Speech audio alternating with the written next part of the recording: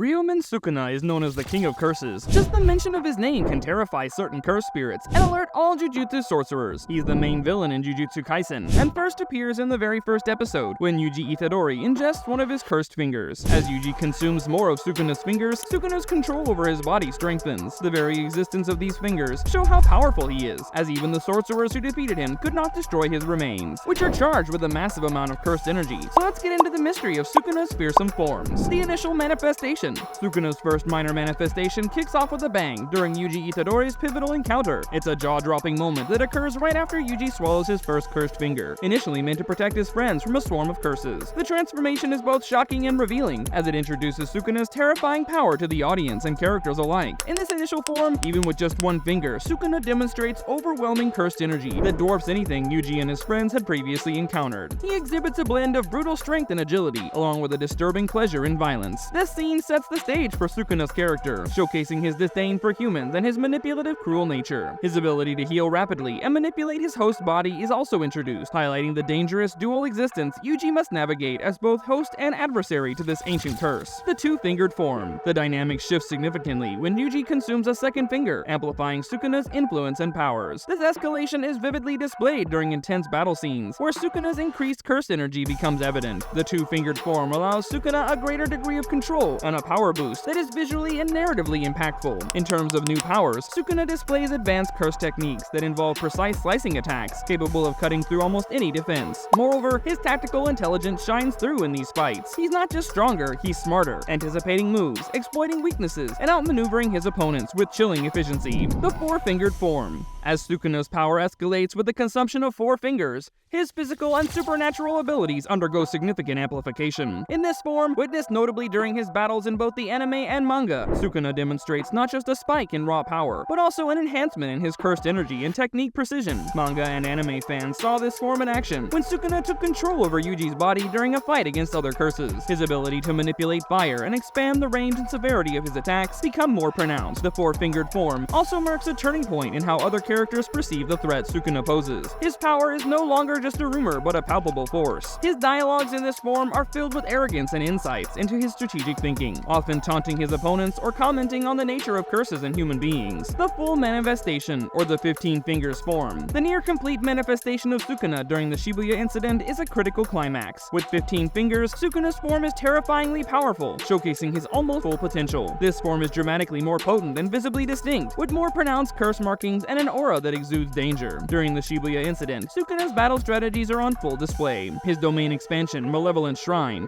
becomes absolutely devastating, capable of altering the very landscape of the battlefield. His speed and strength reach new heights, allowing him to dismantle powerful curses and sorcerers with frightening ease. His interactions with other characters, especially those trying to resist or combat him, are fraught with tension. Sukuna's intelligence and sadistic humor come through as he manipulates scenarios to showcase his superiority and the futility of resistance. The changes in his appearance, more menacing and regal, visually underscore his ascent toward his ancient, full cursed form. The Malevolent Shrine. One of Sukuna's most impressive and strategic techniques is his domain expansion, called Malevolent Shrine. This technique represents the pinnacle of cursed energy manipulation, creating an environment where Sukuna can exert absolute control over the battle. Malevolent Shrine is visually stunning and terrifying. The area becomes enveloped in a massive, elaborate structure, reminiscent of an ancient, sinister shrine, symbolizing Sukuna's regal and malevolent nature. Within this domain, Sukuna's abilities are significantly enhanced, and all of his attacks reach their maximum potency. The domain guarantees that all the attacks within it will hit their target, making it nearly impossible for enemies to evade or counterattack. This technique is prominently used during the Shibuya incident, marking an important moment in the series. Here, Sukuna unleashes the Malevolent Shrine to combat multiple high-level curses simultaneously. The expansion not only showcases his overwhelming power, but also strategically isolates his enemies, allowing him to deal with them individually without interference. Other techniques. Beyond his formidable dismantle, cleave, and the dreaded Malevolent Shrine, Sukuna has displayed several other techniques. These techniques might not be as frequently showcased, but they're crucial in understanding the depth of his capabilities. The Idol Transfiguration. Although primarily known as a technique used by other characters in the series, Sukuna has shown that he can also manipulate and alter the bodies of others, a power he uses with chilling precision. This ability is demonstrated when he repairs Yuji's body from the brink of death, showcasing not only his control over life and death to some extent, but also hinting at his deeper understanding and manipulation of cursed energy within biological systems. Fire manipulation. Sukuna can create and manipulate fire, a technique he uses to attack or create barriers. This was prominently seen during his encounter in the Shibuya incident, where he unleashed a barrage of fire-based attacks that not only serve as a means of physical destruction, but also tactically corral his opponents, hurting them into disadvantageous positions. Innate technique. Sukuna's innate technique, although not extensively detailed in every scene, involves razor-sharp precision in his attacks, coupled with his ability to invoke cursed energy that can slice through almost any defense. This is a more refined aspect of his curse manipulation, showing his surgical precision in combat situations. Now let's get into Sukuna's role in major arcs. In the Cursed Womb arc, Yuji and his peers face off against a special grade Cursed Wound, a threat level that requires substantial power to combat. During the confrontation, Yuji ends up mortally wounded, which prompts Sukuna to take control of Yuji's body. Here, Sukuna's utter disregard for human life and his destructive nature are on full display,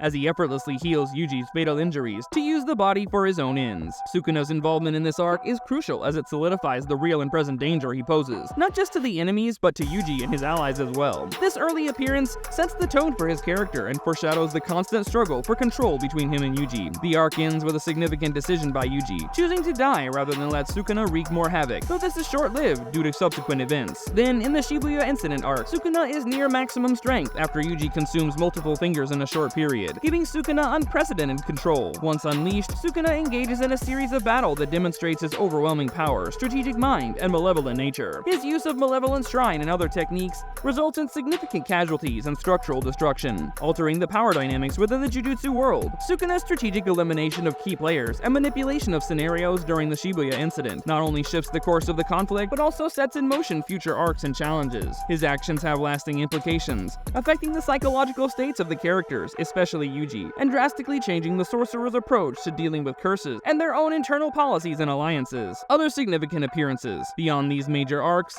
Sukuna's presence is a critical element across several storylines. His influence can be felt in the school exchange event arc, where his power and the threat he poses are acknowledged and feared by both students and teachers. Each mention or appearance of Sukuna heightens the sense of urgency and peril within the narrative. In the Origin of Obedience arc, though indirectly involved, the pursuit of his fingers and the looming threat of his resurgence motivate the characters and drive the arc's narrative. But what are Sukuna's ultimate goals? A prevalent theory among fans is that Sukuna aims to resurrect his full physical form and reclaim his former status as a near-omnipotent curse. This would not only restore his full powers, but potentially allow him to dominate both the Jujutsu world and the human realm. Another popular theory suggests that Sukuna may be seeking to overthrow the current hierarchy of Jujutsu society, which he views as flawed or corrupt. His strategic actions, particularly in manipulating events like the Shibuya Incident, indicate a larger plan at play, potentially to disrupt the existing order and install himself as a ruler or major power broker. Some fans speculate that Sukuna's interest in Megami Fushiguro might be due to Megami's potential to summon a particularly powerful Shikigami